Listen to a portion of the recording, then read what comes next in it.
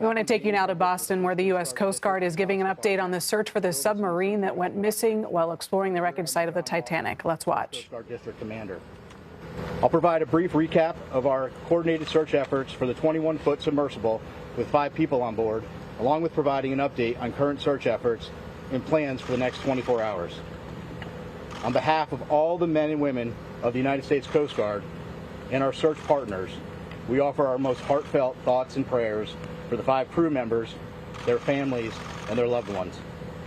Our crews are working around the clock to ensure that we are doing everything possible to locate the Titan and the 5 crew members. Yesterday, we stood up a unified command consisting of expertise from the United States Coast Guard, the United States Navy, Canadian Armed Forces and Coast Guard, and the Titan's parent company, Ocean Gate Expedition. This is a complex search effort which requires multiple agencies with subject matter expertise and specialized equipment. While the U.S. Coast Guard has assumed the role of search and rescue mission coordinator, we do not have all of the necessary expertise and equipment required in a search of this nature. The Unified Command brings that expertise and additional capability together to maximize effort in solving this very complex problem.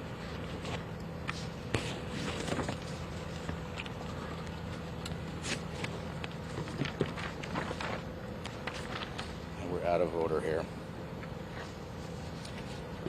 As a recap, on Sunday, the Coordination Command Center in Boston received a report from the Canadian expedition vessel Polar Prince of an overdue 21-foot submarine Titan with 5 people on board. The Titan was attempting to dive on the wreck of the Titanic approximately 900 miles east of Cape Cod and 400 miles south of St. John's, Newfoundland. Approximately 1 hour and 45 minutes into the scheduled dive, the Polar Prince lost all communication with the Titan. The Polar Prince conducted an initial search and then requested Coast Guard assistance. The U.S. Coast Guard in Boston assumed the responsibility of search and rescue mission coordinator and immediately launched search assets. Since Sunday, the Coast Guard has coordinated search efforts with the U.S. and Canadian Coast Guard, Air National Guard aircraft, and the Polar Prince, which have searched a combined 7,600 square miles, an area larger than the state of Connecticut. These search efforts have focused on both surface, with C-130 aircraft searching by sight and with radar, and subsurface, with P-3 aircraft were able to drop and monitor sonar buoys. To date, those search efforts have not yielded any results. Search efforts have continued through last night and today. Today, the vessel Deep Energy, a 194-meter pipe-laying vessel, arrived on scene with underwater ROV capability. They have rendezvoused with the vessel Polar Prince and commenced an ROV dive at the last known of the position of the Titan and the approximate position of the Titanic wreck. That operation is currently ongoing. Additionally, a Canadian P-3 aircraft is currently conducting a 6-hour search of the area, and several C-130 aircraft and another P-3 are scheduled to fly this afternoon and this evening. The Canadian Coast Guard cutter, or vessel, John Cabot, is scheduled to arrive later this evening, and several other Canadian Coast Guard vessels and the Coast Guard cutter Sycamore are en route. Additionally, the U.S. Coast Guard has the U.S. Navy's SUPSAL, Supervisor of Salvage and Diving Command, is working with U.S. Transportation Command to bring additional assets to the search area. These more capable assets will be staged out of St. John's for further transport to the search area. There are also several private research vessels with ROV capabilities that are making preparations to join the efforts. So I want to reiterate, this is a very complex search, and the unified team is working around the clock to bring all available assets and expertise to bear as quickly as possible in an effort to solve this very complex problem. We'll continue to provide updates as they become available. And again, our thoughts and prayers are with the crew and the families and their loved ones. We will provide unwavering effort as we continue the search. And I think at this time we'll open it up and take a few questions. How an ROV would work, sir, if it's tethered to a ship and what it can see, and then could it actually tug or pull something? So each of the ROVs, so that's kind of a vague question, right? ROVs have different capability. It's our understanding the current ROV that is deployed at the site now has some limited capability. It has a camera on board, but again, each of those is different. and we'll be gathering more information as that operation goes on through the day. Captain, how many hours of CBS News. If your submersibles can find this sub, is there any way to retrieve it and save the people on board? Yeah, so right now all of our efforts are focused on finding the sub. What I will tell you is we have a group of our nation's best experts in the Unified Command, and if we get to that point, those experts will be looking at what the next course of action is. Captain, how many hours of oxygen are left that you know of, or that you can estimate right now on the submersible? And does it have to be approved or regulated? Sure. So first of all, it's an estimate, right? Because we know from the data we were using as a starting point was 96 hours. We know at this point we're approximately about 41 hours. 41 hours left. Yes. And does it have to be approved or regulated, this submersible? Does it go through anything that you know of?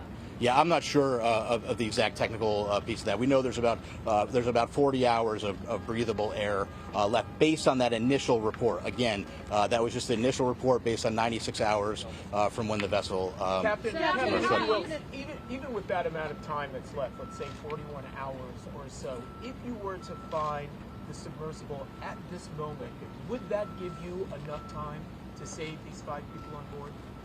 Yeah, I don't know the answer to that question. What I will tell you is we will do everything in our power to effect a rescue. Again, it's going to depend on if the ROV finds something.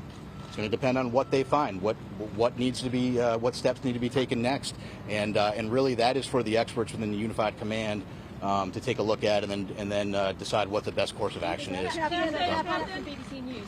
It seems to have taken the mothership vessel, or those running this operation, about 8 hours to contact you on Sunday after they lost contact with the sub.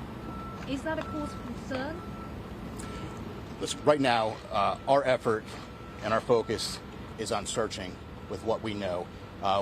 As soon as we received the report on Sunday evening, we immediately launched search efforts.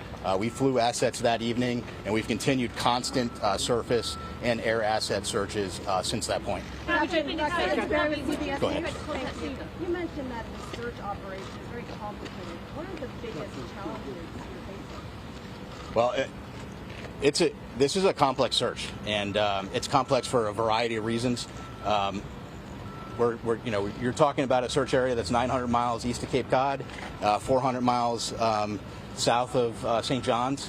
So logistically speaking, it's hard to bring assets to bear. It takes time. It takes coordination. And then we're dealing with, two pieces of, you're dealing with a surface search and a subsurface search. And frankly, that makes it an incredibly complex operation.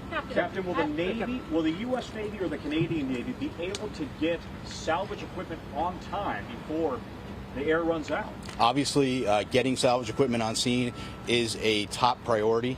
Unified Command is working through that to prioritize what equipment we can get there. There are ongoing operations right now via the U.S. Navy and Transcom to get equipment staged in St. John's and to get it on scene. I can't give you an exact timeline of when that's going to happen. What I can tell you is there is a full court press effort to get equipment on scene as quickly as we can. Is that equipment already on the East Coast, though, or is it coming from the Pacific, for example? No, so some of the equipment that's coming is coming from the East Coast, but again, we're talking about very heavy equipment.